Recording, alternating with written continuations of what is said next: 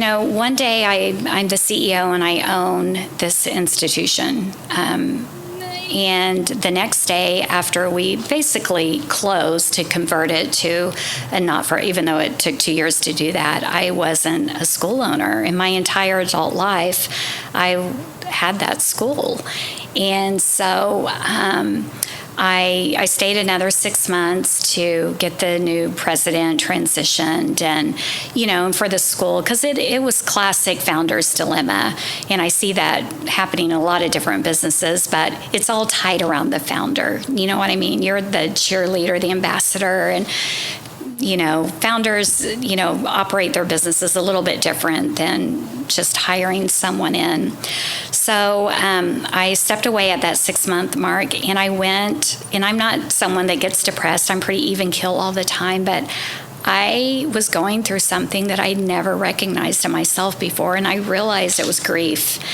And I bought a little building next to Circle Cinema, which is a historic theater here in town, and was renovating that. It had been dilapidated since the 80s. I'm real hands-on on construction and that sort of thing. And I found myself...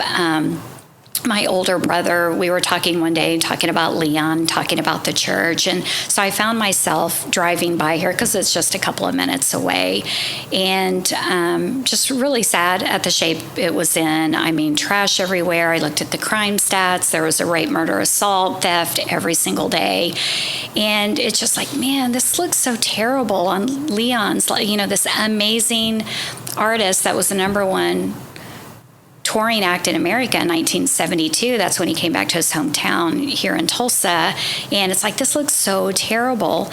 And I, been collecting music, memorabilia, Leon stuff. And I found the owner on the tax records. I wrote him a letter and said, hey, would you ever consider this building? Because I needed more projects. I was used to working. I've always worked 24/7 and multiple projects, and renovating a building that I was working on wasn't quite satisfying, the number of hours that I can produce in a day.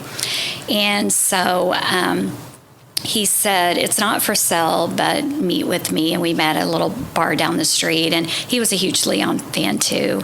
And so we talked Leon stories, that sort of thing. I was like, oh, can I see it? I want to go inside. And it's like, no, let's, but we finally came to a deal in the bar. It's literally, you hear about napkin deals. That's really what it was. We're making notes on, this whiskey infested napkin deal. And it was, we did it. And so he still wouldn't show it to me. So I ended up closing at Guarantee Abstract downtown Tulsa, and I still had never stepped foot in the building.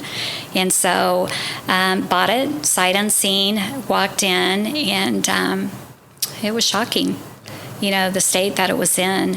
And I always stand by my decisions and always see it as a cool opportunity, but I do have to admit I had buyer's remorse for about 24 hours. And 24 hours later, we immediately started cleaning up the facility. It was flooded in the basement. I can't even describe to you the shape that it was in. It was so horrifying. And I've seen a lot of really bad places.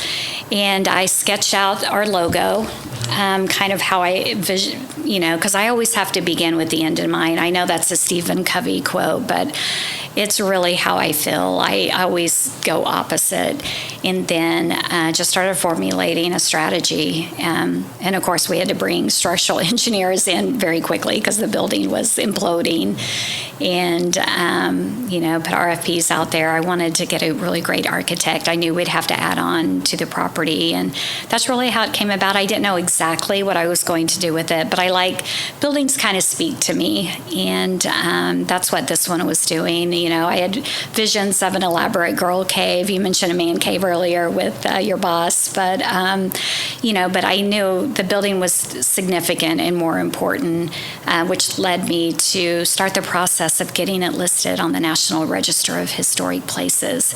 That was super important. This is not a historic district. This is the Pearl District. It's not like Kendall Whittier or Maple Ridge or the Katy Railroad District or even the Arts District. Those are all recognized historic districts. This one isn't. So would this even qualify? What is that process like?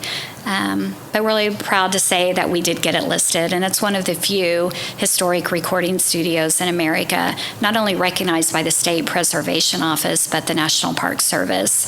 And we're in a cohort of other studios such as Motown, RCA Studio B, Capitol Records, Stax, and of course the Church Studio right here in Tulsa, Oklahoma. Yeah.